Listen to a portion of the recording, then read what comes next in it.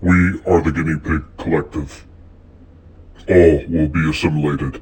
Resistance is futile.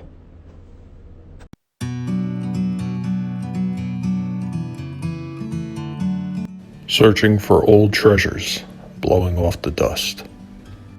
Timeless stories and legendary characters. This is Talking Movies. Hey everybody, what's going on, and welcome back to another Talking Movies.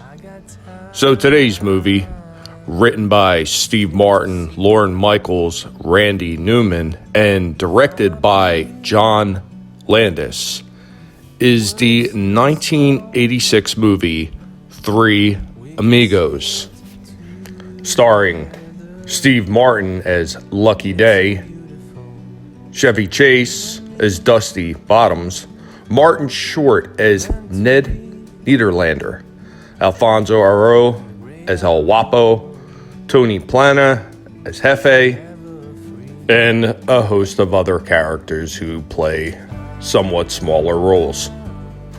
So the story surrounds the three amigos, who are a silent screen comedy act who have, well, they've seen some better days. They have recently gotten fired from the studio that they work for, and they are looking for something to do because it's looking downhill, when they wind up getting a letter from a remote Mexican village which is being terrorized by a fierce bandit gang. Now, the trio think that they're getting a letter for a personal performance, and they do not realize that they are being hired to come save the town, because the village has assumed that what they see of these guys on the big screen is in fact reality.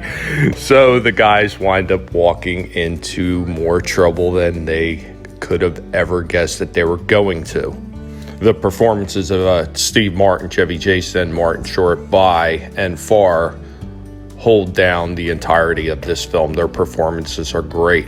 Now, some of the side characters also play some pretty decent roles, and they are pretty good at what they do. Alfonso Aro and Tony Plana, as part of the gang members that are terrorizing the village, do an excellent job as well. The movie is pretty much funny hilarity from beginning to end, and is definitely a good comedy movie. Now, some of the things that are, I guess you would say, silly goofs that happened in the movie. First off, although the film is set in 1916, as stated at the beginning, jet contrails can be seen in the sky as the boys are singing the Amigos theme before the opening credits.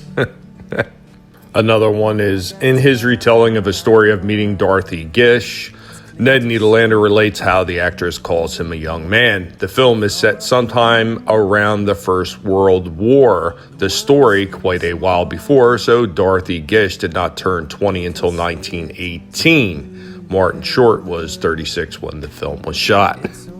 Some of the other things are, when the black and white Three Amigos film is being shown in the church, we see from a distance a square projection. However, when we move in for close-up shots, this square screen becomes a widescreen.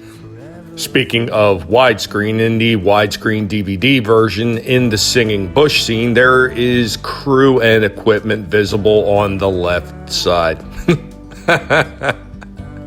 When the three amigos are singing by the campfire and all the animals are gathering near, you can see the shadow of a crew member on the right side of the screen. And as the three amigos fly into the village of Santa Poco, a right banking turn. Wires attached to the plane can be clearly seen flashing under studio lighting, revealing the scene to be a studio model. And last but not least, one of the most ridiculous one, when Dusty swings into Carmen's room at El Guapo's hideout, the very top of the rope moves all the way across the screen, seeming to indicate that there is no ceiling. Anyway, guys, that's all I have for this one. Let me know what you think in the comments down below. Have you seen this one? Do you remember it? Did you like it? Of course, if you liked everything you've heard and that you've seen, go ahead and destroy that like button for me. And if you are new to the channel and you like what you've seen, go ahead and hit that subscribe button. And I will catch you all next time. Later, y'all.